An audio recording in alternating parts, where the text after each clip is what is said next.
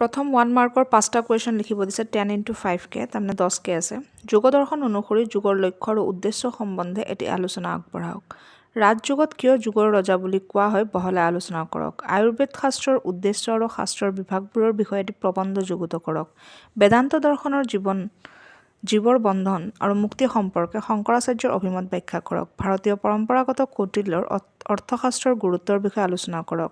চৰক সংহিতাৰ অনুসৰি আয়ুৰ্বেদৰ অলংকাৰ শাস্ত্ৰৰ ৰস সম্প্ৰদায়ৰ এটি পৰিচয় প্ৰদান কৰক। অসমত ৰচিত হোৱা সংস্কৃত নাট্য সাহিত্যৰ এটি পৰিচয় দাঙি ধৰক।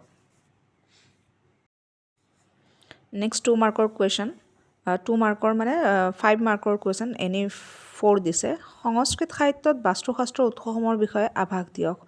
অদ্বৈত বেদান্তৰ জ্ঞান তত্ত্বৰ ওপৰত চমু টকা লিখক। ভাৰতীয় অলংকাৰ শাস্ত্ৰত বামহৰ অৱদান সম্পৰ্কে চমুকৈ লিখক। কৌটিল্যৰ অৰ্থশাস্ত্ৰ অনুসৰি দ্বন্দ্বৰ এটি ধাৰণা প্ৰদান কৰক। চৰক সংহিতাৰ অধ্যায়সমূহৰ এটি সংক্ষিপ্ত পৰিচয় দিয়ক। অসমত ৰচিত অবিনাশী গ্ৰন্থখনৰ ওপৰত এটি চমু টোকা লিখক।